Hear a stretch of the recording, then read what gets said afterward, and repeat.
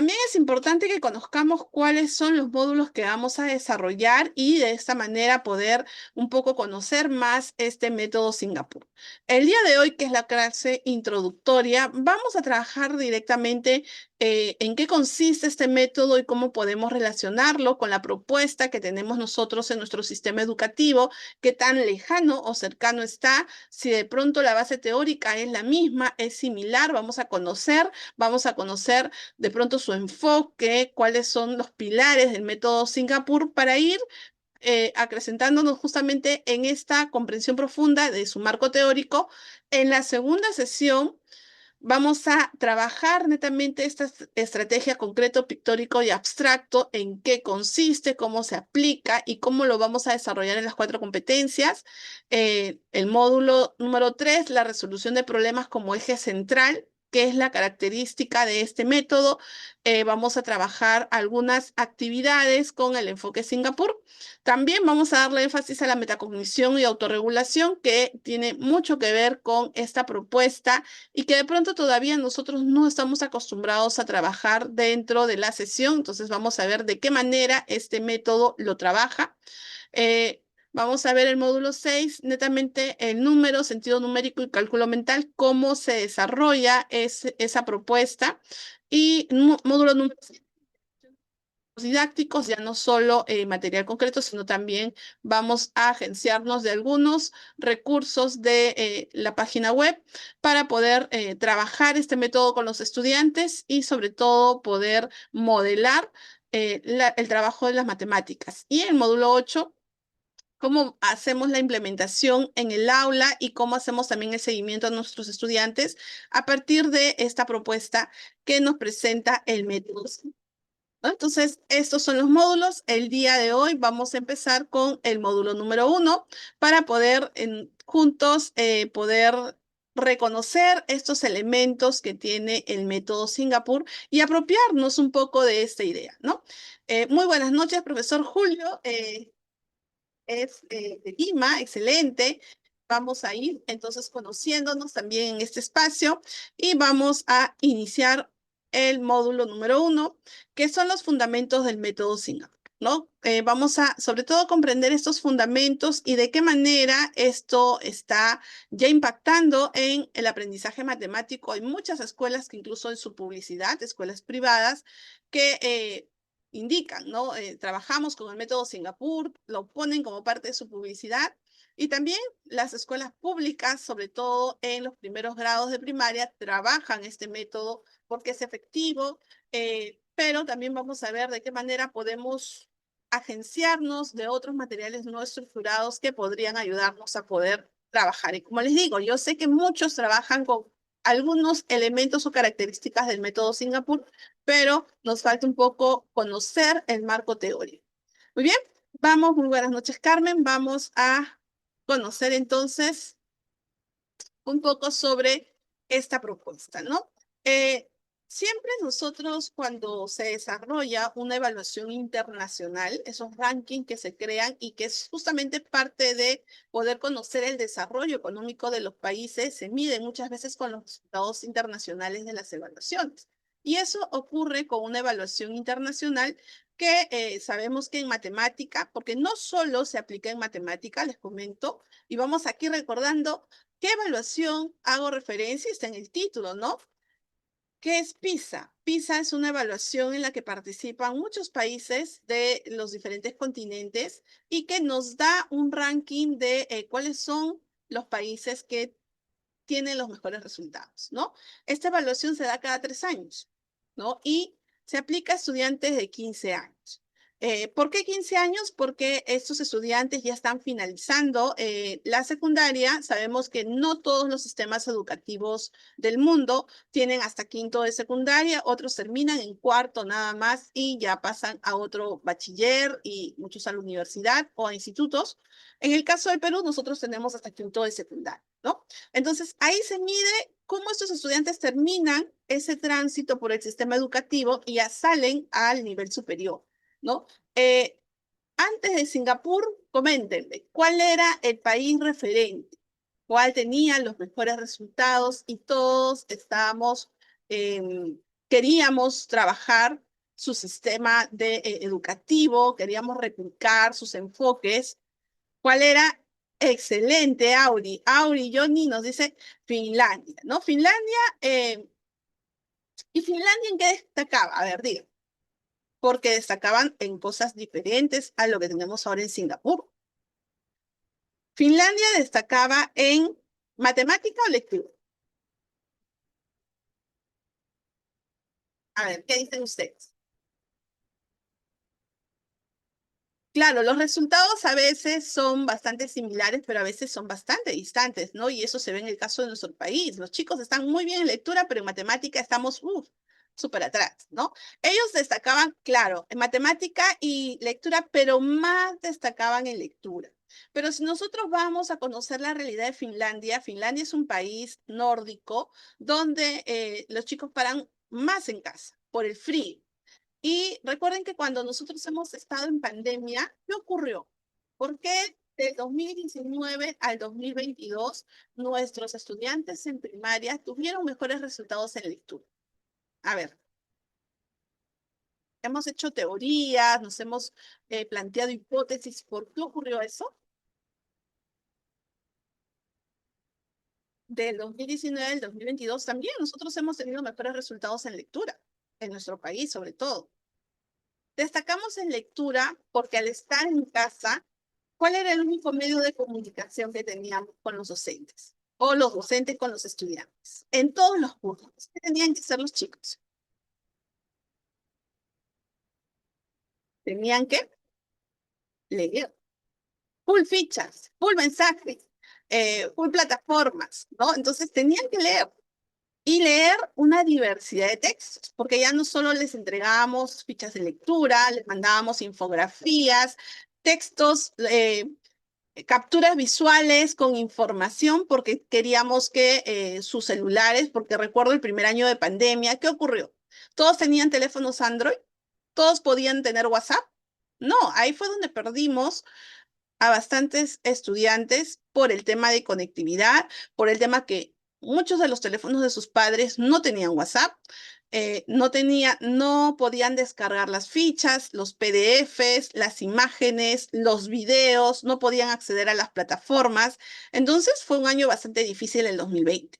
Ya en el 2021, haciendo un esfuerzo, muchos padres adquirieron un teléfono más moderno, más inteligente, los Android, y ahí los chicos accedían a las clases justamente a través de las fichas, los audios de lectura, había un control y seguimiento de los padres, o fue un gran problema, nos comenta Julio, en la zona rural. Efectivamente, en la zona rural ya fue todo un caso totalmente diferente porque no hay conectividad, ¿no? Eso todavía es una gran brecha que se tiene que ir resolviendo en nuestro país con los aliados estratégicos. No podemos estar con una conectividad tan básica, incluso en la zona urbana, ¿no? Tenemos problemas de conectividad siempre. Entonces, esperemos que pronto se pueda resolver. Entonces, como les comentaba, Finlandia destacó más en lectura porque pasaban más tiempo en casa. Y como ustedes mencionan, los chicos entraban a primaria y, o sea, ya más grandecitos por el tema del frío. Miren cómo el tema climático afecta el contexto donde se desarrollan los estudiantes en el mundo.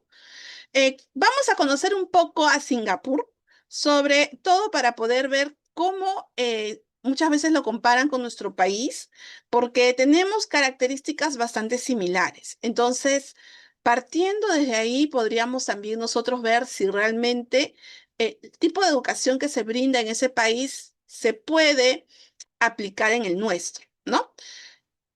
Aquí nos comenta Auri que efectivamente la zona rural fue la más afectada, incluso no había muchas zonas aisladas que nunca llegó el COVID, ¿no? Porque estaban tan aislados que no salían las personas, nadie salía, nadie entraba, ¿no?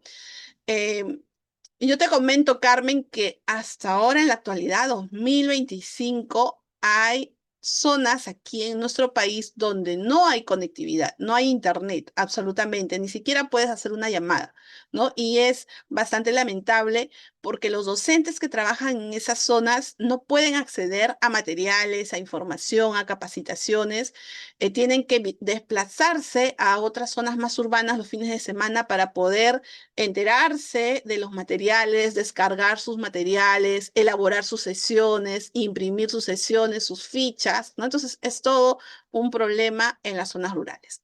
Ok, fíjense Singapur. Singapur está ubicado en Asia, está cerca a China, y es una isla, ¿no? Vemos ahí un conjunto de islitas a su costado, es pequeño, ¿no? Entonces, fíjense cómo ese país, ¿qué ha ocurrido en los últimos años? ¿Y desde cuándo entró ya a ser conocido este país por su educación, ¿no? Aquí viene la primera pregunta de reflexión. ¿Qué sabemos sobre Singapur y su educación? ¿No? Y aquí tenemos algunas imágenes que nos pueden dar ideas sobre qué está pasando en Singapur. ¿No? Un poquito de reflexión aquí, ideas sueltas que de pronto tengamos aquí, que podamos compartir, que hemos escuchado, porque si hemos entrado a, quiero aprender el método Singapur, ¿qué sé sobre Singapur? ¿Qué sé sobre ese país que me está llamando la atención? Y creo que sí me va a servir para enseñar matemáticas. A ver, comenten en el chat. ¿No? Un poco recordar, les decía yo que un referente mundial son los resultados de PISA, ¿no? Y en PISA 2022, eh, que fue justamente el énfasis en matemática, y aquí yo les decía un poco que Finlandia resaltó en el 2019, ¿no? Porque cada 3 años que se aplica PISA, hay un área curricular que predomina. Entonces, en el 2019, los resultados más importantes eran en lectura, y por eso, cuando se dio énfasis a los resultados, coincidió justamente con Finlandia. En el año 2022, el énfasis fue matemática. Y ahí resaltó Singapur entre los primeros 6 países asiáticos que se encuentran en el ranking de los 10 mejores puestos en PISA. Y es matemática. Matemática que es un área bastante complicada. El primer lugar lo ocupó Singapur. Por eso es que Singapur es referente desde el 2022. Bueno, ya venimos viendo que años anteriores también ya ha ido evolucionando Singapur con su educación matemática, ¿no? Pero los resultados del 2022 nos dieron, confirmaron esta evolución en la educación matemática en este país, ¿no? Aquí nos comentan algo que han recogido de información excelente, ¿no? Nosotros tenemos que siempre, quiero estudiar un curso, quiero aprender algo de otro país, entonces tengo que conocer de qué trata, ¿no? Yo también cuando Finlandia dije, es que Finlandia es otra realidad, es una realidad, los padres son lectores, ¿no? Todo un contexto diferente al nuestro, ¿no? Y por eso tampoco prosperó el método de Finlandia, ¿no? En el caso de matemática, nos comentan aquí que su tecnología en educación es súper avanzada, es primer puesto a nivel mundial en rendimiento, matemática, lectura y ciencias entre los estudiantes de escuelas en las pruebas PISA 2022, efectivamente, ¿no? Y todos tuvieron bajas en los resultados de 2022 porque retornamos a la presencialidad después de la pandemia, pero Singapur mantuvo sus notas, sus calificaciones. Entonces, dijimos, ¿qué pasó aquí? ¿No? Administran muy bien la virtualidad, cada estudiante cuenta con su propio material, nos comentan aquí. Es un país que invirtió en educación, especialmente en matemática. Tiene un excelente avance tecnológico, producto de la educación. Era un país anteriormente, no siempre fue así, fue un país con problemas económicos. Ellos se dieron cuenta que con la educación cambiarían esa situación y se enfocaron a desarrollar. Por ello, en esos momentos su desarrollo ha sido muy alto. Le dan prioridad a la educación. Aquí Doroteo nos comenta que los docentes son mejores remunerados y te comento que también la selección de los docentes es bastante estricta, ¿no? Y eso da compensa con la remuneración, definitivamente, ¿no? Le dan mucha importancia a la excelencia académica, claro, y aquí también nos podemos a pensar, pero hemos visto que, por ejemplo, en Corea del Sur, Japón, hay mucha competencia y los chicos están con problemas de depresión. Entonces hay que ver también la formación integral, ¿no? Es importante conocer todos los aspectos, ¿no? Sabemos que cada país tiene su conjunto de problemática, pero ver que el exceso también es mal, ¿no? Entonces hay que equilibrar siempre.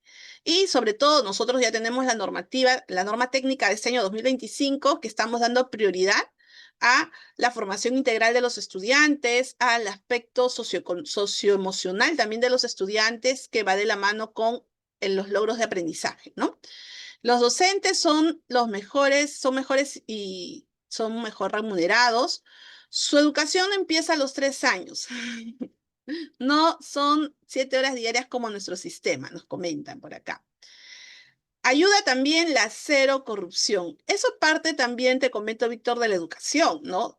Se educó, son conscientes con el poder desarrollarse y no necesitan, es más, de esa manera se erradica la corrupción porque hay conciencia ciudadana, que a nosotros nos está faltando mucho, mucho, mucho, a pesar de que tenemos el proyecto educativo nacional al 2036, porque era hasta el bicentenario, pero no llegamos, entonces, al 2036, conciencia ciudadana, no tenemos, ¿no?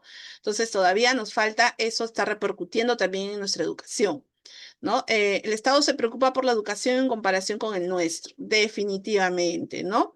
Sus docentes están muy preparados, entonces, todo esto, lo que ustedes me están comentando, Julio también nos dice que enfatiza la importancia de las matemáticas y la ciencia y se asegura que todos los estudiantes cumplan con el currículo para avanzar. Eso es importante también, no dejamos a nadie atrás, ¿no? Esa es la metodología de Singapur. Supongo que deben tener el analfabetismo muy bajo, nos comenta aquí Auri, ¿no? Efectivamente, ¿no? La comprensión sobre los conceptos y su aplicación práctica en la vida cotidiana mediante la resolución de problemas. Nosotros también trabajamos resolución de problemas, entonces, ¿qué está pasando con nuestro sistema educativo, ¿no? Entonces, ese es el énfasis que le están dando. Vamos a conocer un poco cuáles son las teorías que ellos utilizan y que nosotros también estamos empleando, pero de pronto no le estamos dando ese énfasis que le dan en Singapur, ¿no? Y en ese país, lógicamente, los mejores estudiantes optan por estudiar educación, ya que son los mejores remunerados, ¿no? Es importante eso también, ¿no? Porque se dedican a una carrera que les brinda esa estabilidad económica, ¿no? Y sobre todo, nosotros queremos ser revalorados y reconocidos también. Incluyen herramientas digitales y la IA en el aula, ¿no? Y es más, en todos los países ya de Asia es parte del currículo el incorporar la inteligencia artificial. En el nuestro, ¿cuál es la última norma que está sacando el Congreso? Está prohibido el uso del celular, por lo tanto, los chicos no van a manejar tecnología. Entonces, ¿qué estamos haciendo? Retrocediendo. Tenemos que trabajar de la mano con la tecnología, pero con normatividad más clara. Pero esa normatividad tiene que venir desde nuestras leyes, porque no estamos atendiendo y protegiendo tampoco al estudiante, tampoco al docente, ¿no? Entonces, hay muchas cosas que discutir respecto a la normativa para brindar un mejor servicio a nuestros estudiantes y no sentirnos ahorita desprotegidos, porque en estos momentos como docentes tenemos que cuidar mucho cómo nos dirigimos al estudiante, cómo nos dirigimos al padre de familia, qué hacemos, qué no hacemos, ¿no? Estamos bastante, digamos, preocupados por incluso la estabilidad, así estemos nombrados o contratados, no sabemos si vamos a continuar si es que aparece alguna denuncia, ¿no? Entonces, es importante que nosotros también podamos ir reflexionando sobre lo que ocurre en nuestro país, ¿no? Hace un momento les decía, ya, y PISA, por aquí nos mencionaron, primer puesto fue Singapur, segundo puesto, entre los 6 primeros puestos estaban Singapur, Japón, Corea del Sur, Taiwán, Macao y Hong Kong. El caso de Singapur es significativo, ¿por qué? Porque mientras todos iban bajando sus notas, lógicamente, después de la pandemia, todos hemos bajado. Perú se mantuvo constante, no bajó, pero estábamos en el mismo nivel, ¿no? El caso de Singapur es significativo porque le llevó 39 puntos de ventaja con respecto a Japón. Sabemos que Japón también es un referente mundial. Entonces, el primer puesto fue Singapur, el segundo puesto fue Japón, pero 39 puntos debajo. Imagínense esa distancia, ¿no?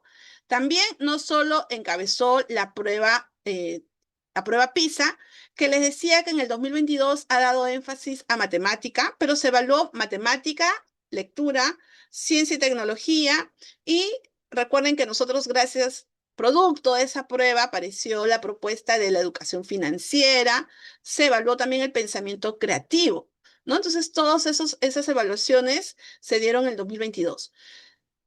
Este año 2025 también se va a dar la prueba PISA. El énfasis ahora es ciencia y tecnología. Entonces vamos a ver cómo quedaremos y qué país será el que ocupe el primer lugar. Vamos a ver si se mantiene Singapur, ¿no? En esta prueba de este año, un poco informativo, que se da de agosto a septiembre, eh, se evalúa matemática, lectura, ciencia y tecnología, que es el énfasis este año. Alfabetización digital, se va a evaluar cómo utilizan herramientas digitales los estudiantes y también se va a evaluar inglés, ¿no? Es la primera vez que se evalúa inglés. Vamos a ver cómo saldrán nuestros estudiantes, ¿no? Entonces, los resultados, lógicamente, mientras son procesados, dado que todo se da en computadora, deberían salir más rápidos, pero demora en ser procesados porque es directamente por la OCDE.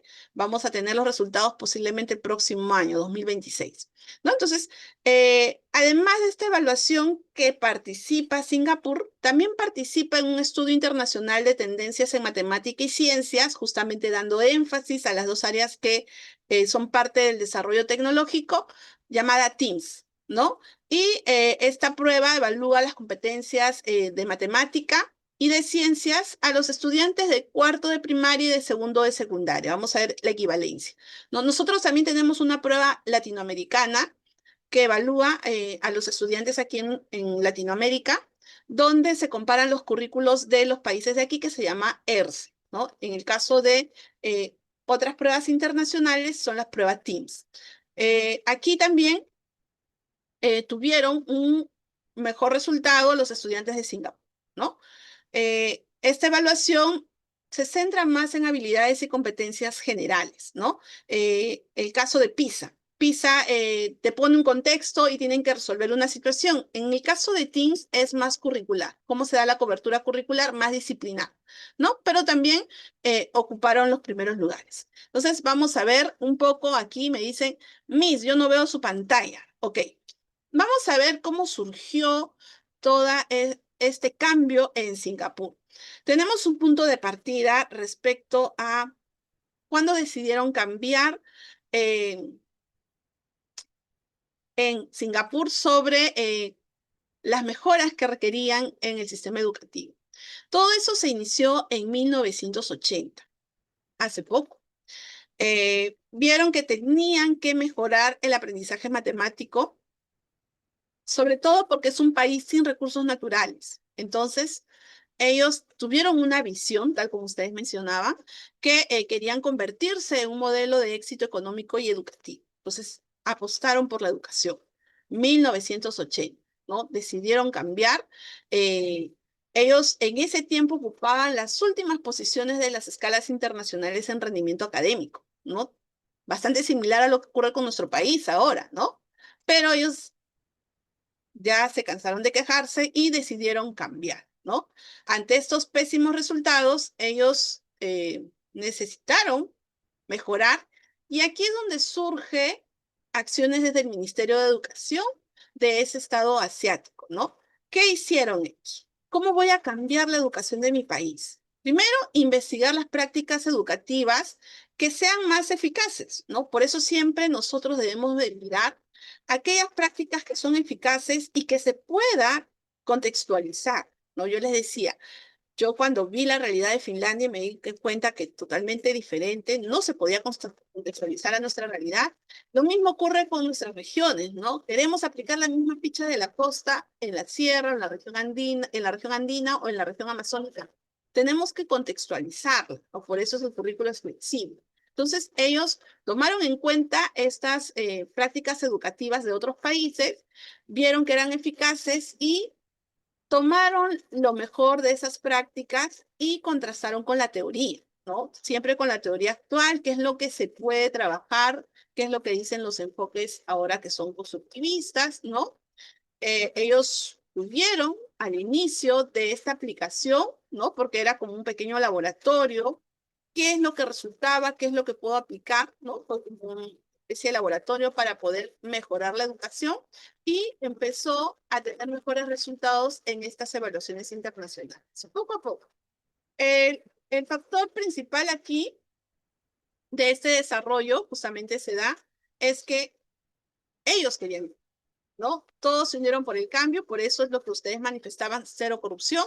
Queremos crecer, mejoramos en matemática, mejoramos en ciencia, mejoramos en tecnología, ¿no? Entonces, de esa forma, fueron reforzando aquellos aspectos y sobre todo, por ahí lo mencionaron, ¿no? Si los profesores son los mejores remunerados, tuvieron que hacer reformas también en la formación inicial docente y también en aquellos docentes que ya estaban en carrera, ¿no? Entonces, aquí hubo una revolución en educación para poder mejorar las metodologías, mejorar la parte disciplinar, cambiar ese enfoque que tenían, que era tradicional, y muchas veces todos los enfoques en educación son de Europa. Entonces, trabajar según su contexto, recoger lo mejor de su propia realidad cultural, ¿no? No alejarnos de ese contexto propio que estudiamos y poder tener un tratamiento personalizado con los estudiantes, ¿no? Eh, es una gran propuesta el atender las necesidades específicas de nuestros estudiantes, más aún que ahora ya tenemos bastante apoyo con las herramientas tecnológicas, ¿no? Entonces, de esa manera, digamos ahí, ellos no querían dejar a nadie atrás, ¿no? Todos tenían que avanzar.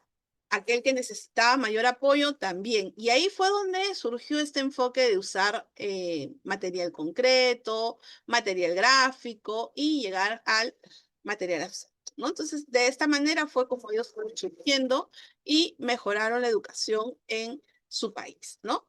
Eh, aquí nos dicen efectivamente, Jaime nos comenta, ¿no? Toman como referentes a países que sí invierten en educación, mientras que en nuestro país todo lo contrario, ¿no? Pero por ello también nosotros no podemos, creo que parte de nuestra profesión tiene esa chispita de querer mejorarla, ¿no? Eso nos tiene aquí reunidos, somos más de 200, porque tenemos esperanzas en poder mejorar. Y basta que un estudiante nos mirar la cara de que logró aprender, logró conectarse con el tema que estamos trabajando, ya para mí es bastante satisfactorio. Entonces, yo también creo que ustedes tienen esa misión aquí, estamos educadores de todo el Perú reunidos en esta sala porque queremos cambiar y queremos mejorar la educación, ¿no? Aquí también nos dice que debemos de considerar que para que un país se desarrolle es necesario la calidad de personas, su educación, su cultura, su comportamiento, y eso viene desde la familia, el entorno cercano.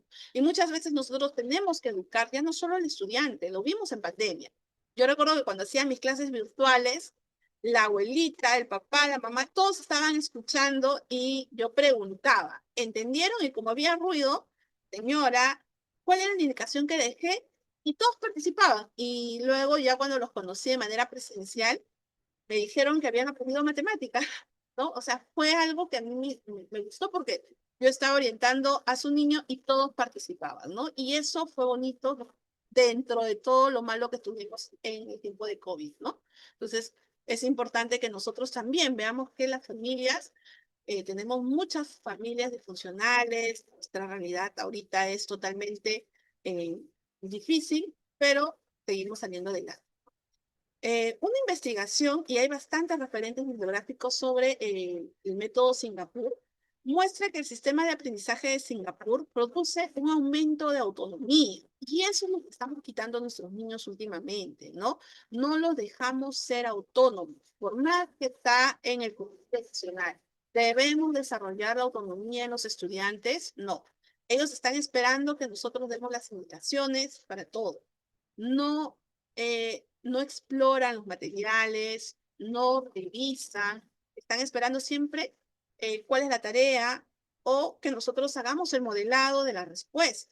Siempre esperan la respuesta final del docente. Entonces, es importante que desarrollemos la autonomía. ¿Y cómo desarrollo la autonomía en mi estudiante? Con la colaboración, con el trabajo cooperativo. Entre ellos van ayudándose y gracias a esto hay mejoras en la resolución, en la creación de problemas y satisfacción de las familias, ¿no? Vienen sin normas de casa, pues en el trabajo colaborativo van a tener que aprender a respetar las normas, los acuerdos de convivencia, al uso de materiales que vamos a ir dando a los estudiantes. Todo eso se va a lograr, pero tenemos que empezar, ¿no? No ser, vemos todo lo negativo, entonces no lo aplico porque voy a perder materiales, los chicos van a hacer desorden, hay mucha bulla. No, mejor no lo aplico. No, seguimos formando estudiantes pasivos, transmitiendo conocimientos cuando en matemática necesitamos una comprensión profunda. Necesitamos que manipulen, necesitamos que pierdan ese temor hacia el aprendizaje de las matemáticas. Y sobre todo, desarrollen las competencias. Tenemos ahí 4 competencias matemáticas que todavía no logramos salir de esa brecha. En matemáticas estamos a 2 ciclos incluso retrasados. En primero de secundaria, el aprendizaje de nuestros estudiantes está en 4º grado de primaria o 5º grado de primaria. No logran avanzar porque no han consolidado aprendizajes elementales. Entonces tenemos que ver de qué manera hacer que estos estudiantes puedan mejorar y alcancen la meta. ¿Cuál es la meta? El estándar. Veamos también aquí que nos dice, Abraham nos comenta que cómo se maneja el sistema de calificación a los estudiantes, literal, numeral, etcétera. Incluso ahora, Abraham, hay muchos estudios sobre la evaluación formativa que tenemos también que analizar, ¿no? ¿Cuánto tiempo ya trabajando con esta evaluación cualitativa? ¿Está funcionando realmente? Porque los resultados de nuestros estudiantes a nivel de sistema, tenemos los resultados de ENLA 2024. Están totalmente lejanos a lo que tenemos en nuestras actas del CIAGIE. Nuestra evaluación de diagnóstico, con esa evaluación también. Entonces, ¿qué está pasando? ¿Está funcionando esta evaluación? Entonces, tenemos que también ir evaluando y dar nuestra propia opinión sobre lo que se está haciendo en el sistema educativo, ¿no? En el Perú, por los monitoreos, lo importante es avanzar con los textos. Así no se entiendan los contenidos. Ni el profesor entiende el contenido. Ya, coloca la respuesta. No, tenemos esos textos también. Ahorita va a salir toda una dotación de nuevos materiales que tenemos que también, nos salen las fichas, pero no nos salen las orientaciones para el docente, ¿no? Mínimo tenemos que tener orientaciones sobre el uso de ese material. ¿Cuál es la clave del éxito del sistema educativo en Singapur? Hay 3 elementos que son considerados clave en Singapur, ¿no? Primero, como les dije, ellos han ido tomando elementos de otros países, pero las prácticas efectivas, aquellas que están haciendo que den resultados. Prácticamente Singapur tuvo una especie de laboratorio de enseñanza y aprendizaje de las matemáticas donde iban incorporando modelos internacionales que iban probando y validando, ¿no? Iban ahí explorando y armando un esquema de enseñanza y aprendizaje efectivo. ¿Qué ocurrió en nuestro país en el 2002? Recordemos que en el 2009 teníamos el DCN, ¿no? Diseño Curricular Nacional, ese libro verde grandote donde estaban los objetivos, los temas, ¿no? Y yo recuerdo que enseñé todavía en esa época, en 5º de secundaria, ¿qué enseñábamos? A ver, docentes de secundaria, de aquella época. En 5º, ¿qué enseñábamos? ¿No hay docentes de secundaria aquí? Trigonometría. Muy bien, Graciela. Enseñábamos trigonometría, hasta programación. Yo recuerdo que había el tema de eh, inecuaciones cuadráticas, programación lineal y trigonometría, toda la trigonometría. Traumados, salían los chicos súper traumados, nadie quería hacer nada de matemática, ¿no? Luego vino esta especie de laboratorio también se hizo en nuestro país, 2012, currículo nacional con una propuesta anterior al currículo nacional con las rutas de aprendizaje 2012. Aparecieron las competencias, no eran resuelve problemas, sino eran actúa y... Y ahí todavía decían, no, pero está mal. Y teníamos 6 capacidades, ¿no?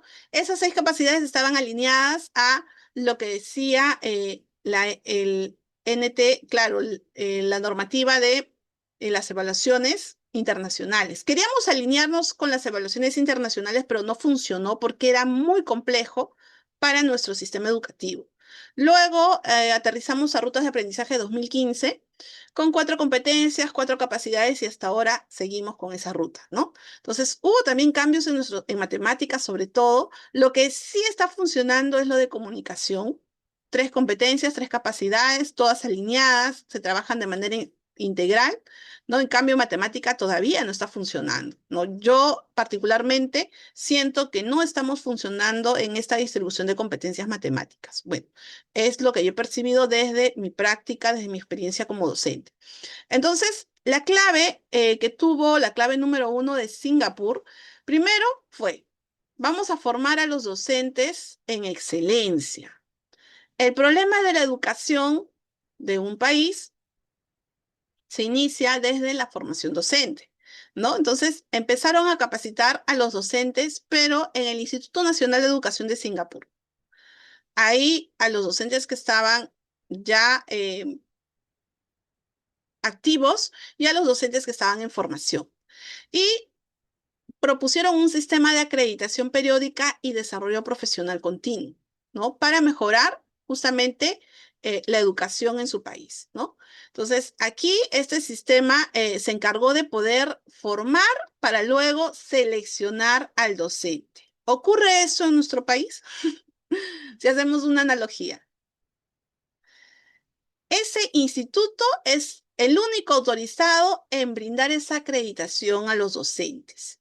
Y esa acreditación es renovado periódicamente, ¿no? Entonces, este centro impulsa el desarrollo profesional de sus docentes mediante programas en su formación inicial a los que están en carrera y a los que están estudiando y en formación continua a los que ya están ubicados en las plazas, ¿no?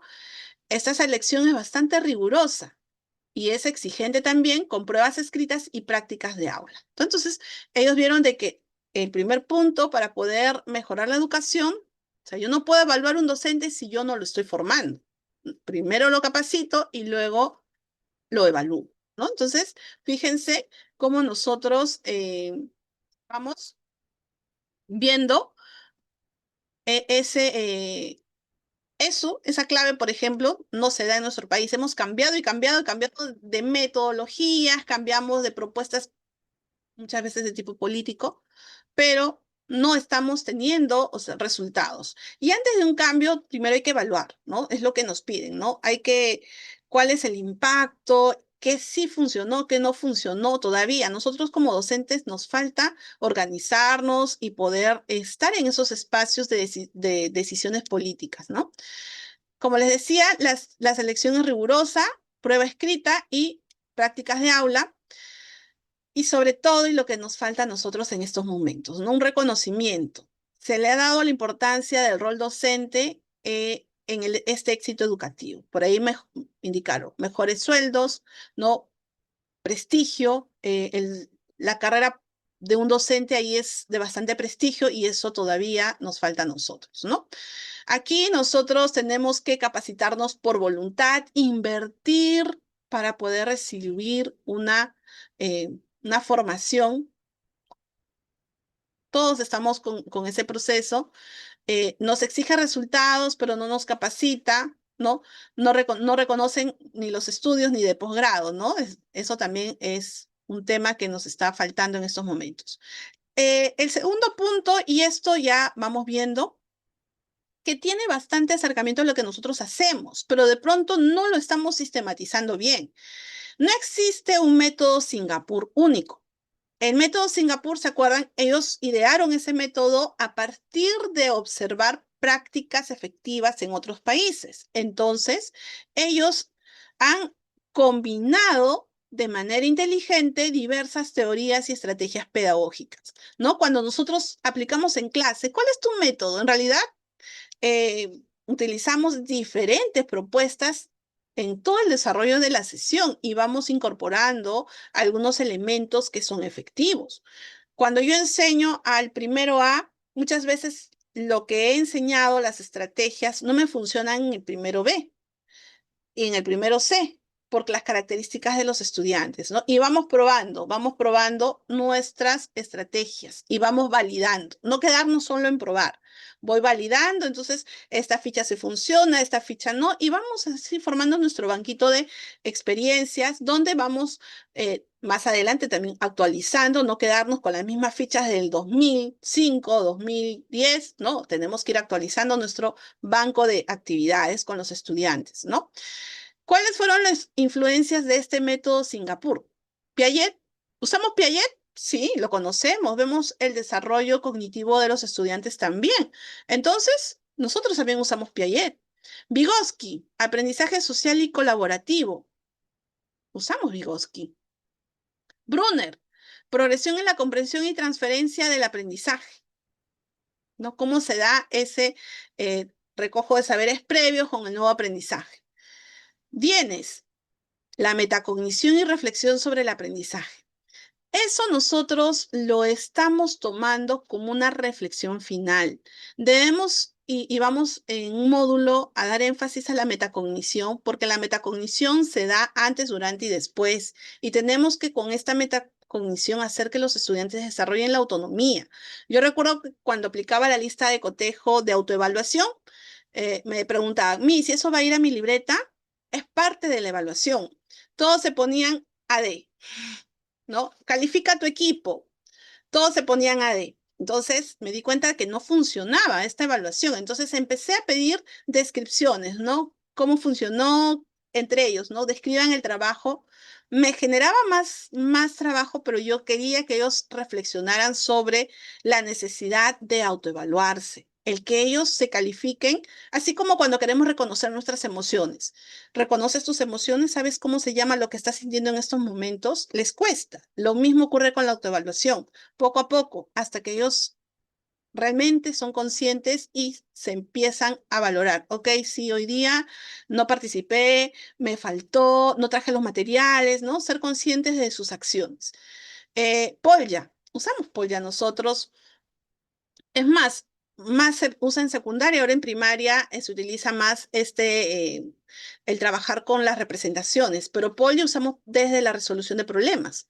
Y otros teóricos que sobre todo están orientados a las nuevas metodologías y las nuevas corrientes ahora, ¿no? La mentalidad de crecimiento, la automotivación, la autorregulación, la neurociencia educativa. Fíjense, las neurociencias, ¿estamos considerando las neurociencias nosotros?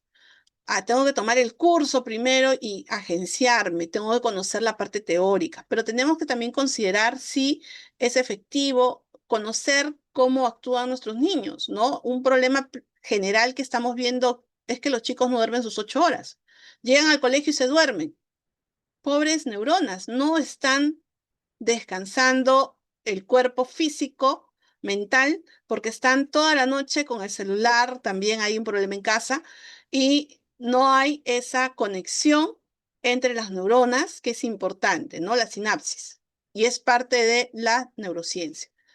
¿Qué resultado les dio todo esto? Estrategias efectivas y sobre todo adaptadas a la realidad del aula.